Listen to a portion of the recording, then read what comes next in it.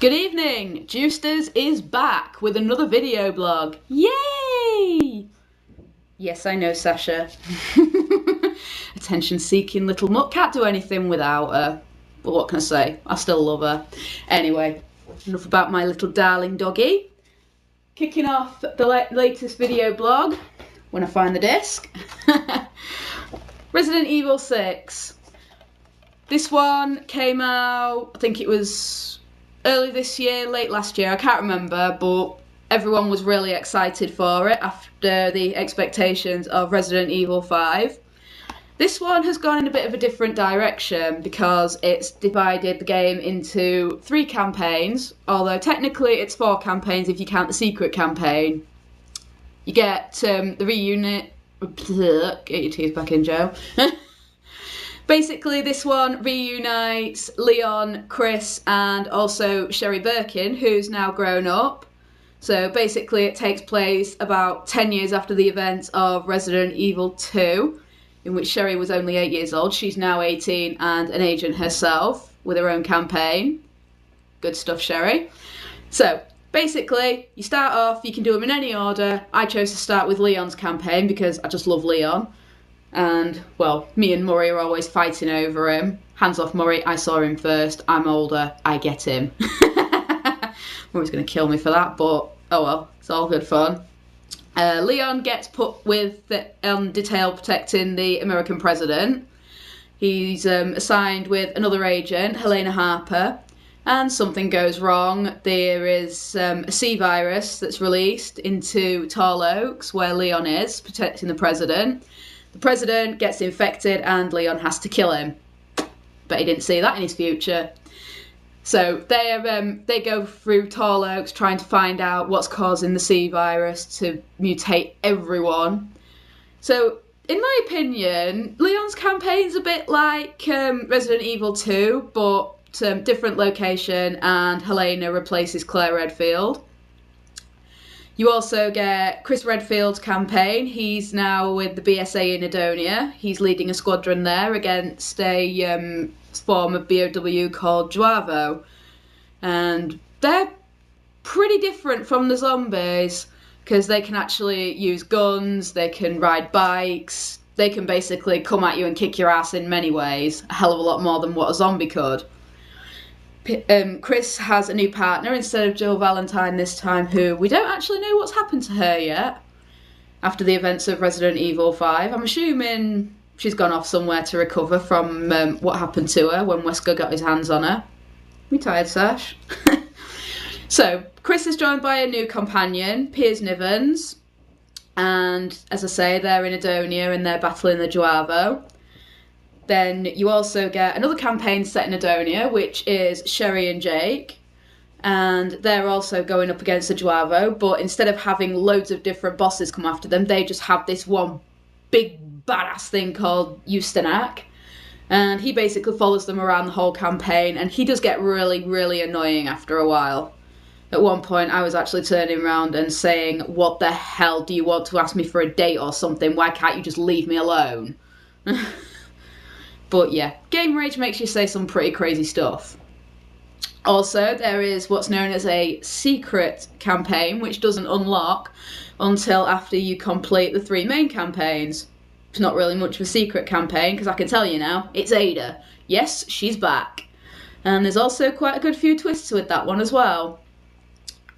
Also, I wasn't too impressed that when the game was originally released, they started it off with Ada as a single-player campaign, which is what normally happens. Ada works alone.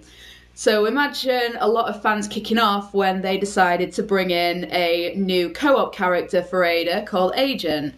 Yeah, sure, it made the game a bit easier for her campaign on Professional, but it did kind of ruin the whole thing about Ada works alone. Don't know why they did that, but they just did. It's Capcom. I don't know. I don't run it. Next one, Resident Evil Operation Raccoon City. This one was a bit of a spin-off from Resident Evils 2 and 3. The only difference is you don't play as Leon, Claire, Sherry, or Jill or Carlos from those 2 games. You actually play as a brand new Elite Force, well, supposed to be an elite force of the USS, Umbrella Security Service. You get 8 new characters, each one has their own special abilities, their own weapons, their own sort of, unique style and everything, their own little backstory. And the characters do actually look really funky. I mean, my favourite happened to be Four Eyes, but she wasn't really much use in the field unless you were doing something to do with treating infected and using them as weapons to go and shoot all the other zombies and stuff. As I say, with it running parallel to, well, it's not officially running parallel, it's sort of more like a what-if story. So, like, what would happen if, I don't know, say for instance, you ended up, how should I put this without trying to give too many spoilers away? Sort of like if you could kill the main characters from either game and have them, not make it through to the end, how would it affect the rest of the games? But the basic idea behind it is, after the outbreak of the G virus, you get sent in to sort of clean up Umbrella's mess. You come across villains like William Birkin, tyrants, zombies, lickers, zombie dogs. You're not a zombie dog, are you, Sash? No. It's hard. But it was a really good game. The only beef that most people had with it was the AI was really, really terrible. I mean, you could send them off to one section where there was loads of tripwires and everything, and you had to shoot the bits. What is it? Well, what am I trying to say? Shoot the bits where you had to deactivate it, but the AI just thought, nah, to hell with that, let's go running straight through it and blow ourselves up so that you have to waste your only first aid spray reviving them. Yeah, because that's actually really smart. Not. Sticking with Resident Evil Revelations. This one was originally released as a Nintendo 3DS exclusive, along with The Mercenaries and Deadly Silence. Not actually played The Mercenaries, but anyone who's ever played the Resident Evil games will know that The Mercenaries is just basically included in most of the games anyway. It's sort of like a free-for-all mode where you just run around killing zombies in the most times to try and get the highest grade. Revelations is, like I say, it's an import from the 3DS. It was quite popular, so they decided to give it a console release. You play as Chris and Jill. It's set around the time that the BSAA was formed, and it takes part on a ship called the Queen Zeneva. Chris and Jill are both in it, but they both have separate campaigns, so you're not actually playing as Jill and Chris together. Jill's got a new I'm sorry, am I boring you? Jill has her own co-op partner, but I don't know what he's called, and Chris has a partner as well. They're both, like I say, they're both looking for each other. Chris has gone missing, so Jill's on a mission to find him. I've not played that much of it yet, and to be honest, I don't really think much to it. But we'll see, it might pick up, I don't know. We'll just have to wait and see when I start playing it again. Next game, Saints Row 2. Thing about this one is it's a bit like Grand Theft Auto, but a hell of a lot funnier. I saw the first Saints Row, that was actually an Xbox exclusive. Boo! Saints Row 2 I decided to pick up after I'd played the third one. Big mistake, because the third one is brilliant and this one's a bit naff, to be fair. I will get back into it at some point and complete it, but it's nowhere near as funny as the third one. Basically, you go around, you're taking over, you do city takeover missions, like races, escort missions, drug running, stuff like that. It's basically gangsters. Like I say, nowhere near as good as the next one, which is Saints Row 3, the full package, which included all the DLC with it as well. This one was actually a Christmas present last year from Gary, which, let's just say I became quickly addicted to. It was absolutely brilliant. I think the fact that you can run around hitting people with a giant purple dildo and then go around streaking and getting rewards and experience and respect for it was kind of what pulled me in. But, like I say, really, really good game, especially the Genki Bowl DLC. That was quite amusing. The Sad Panda skydiving one, though, oof, I don't think I'll complete that in a hurry. There was also the Gangsters in Space DLC. That was rather amusing. Like I say, the whole Saints Row thing, you're taking over Steelport, and you basically got your whoring missions, you've got your main campaign missions, you get zombie missions as well. That was quite fun. Everyone knows I love a good zombie mission. I think my dog's bored. So, yeah, Saints Row 3, really good game, really recommend it. Especially if you're going to get it, make sure you get the DLC with it as well, because the DLC is absolutely brilliant. Next one, SingStar Dance. Basically, this is like a karaoke version of the Just Dance games. I did have the Just Dance games on the Wii, but then I sold my Wii because I just didn't bother with it anymore, and it was just sat there gathering dust.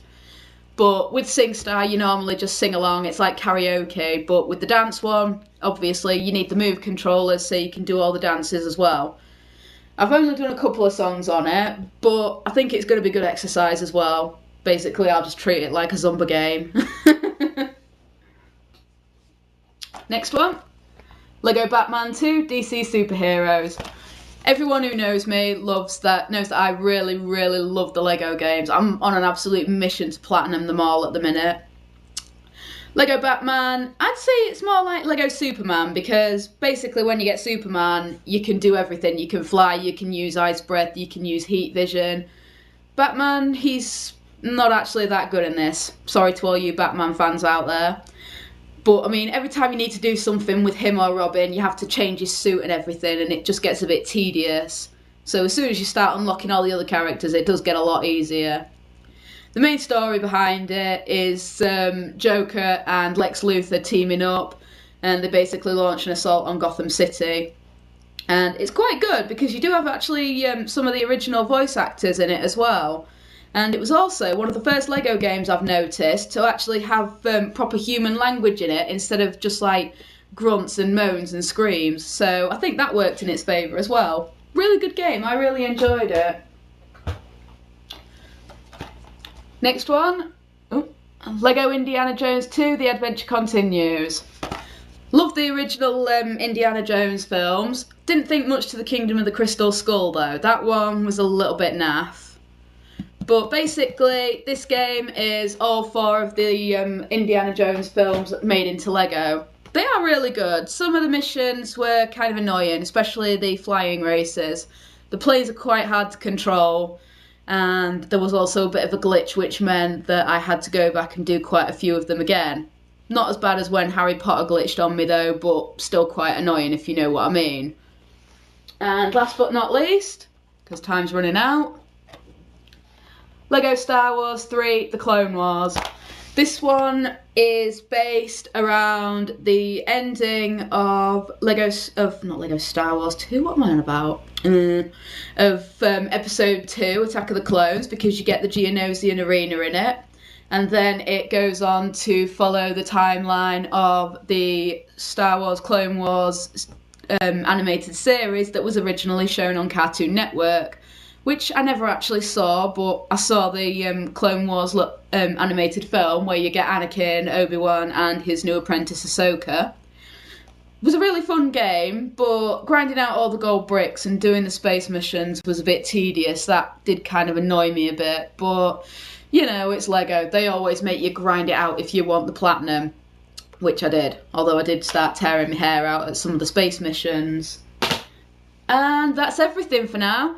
Hopefully should get some more games soon. It is November, so with Christmas coming up, I would say there'll be a fair few games that I will be getting. Hopefully Saints Row 4, that would be my main priority. Assassin's Creed 4 as well, I can't wait for that. I actually got to play that on the PlayStation 4 at Play Expo in Manchester. Awesome! Couldn't believe it. It was brilliant. The best thing was, no Xbox Ones there! Ha! Eat that, Microsoft! Yes, I know, Sash. So, yeah, hopefully get some more games and hopefully earn some more platinums. Other couple of games that I've recently platinumed as well. One which I've been waiting a year for was Air Conflict Secret Wars, flight simulator game. Basically a better version of Birds of Steel. Air Conflicts was set during World War II. Had its own backstory about the pilots and everything. Really good game, fantastic graphics.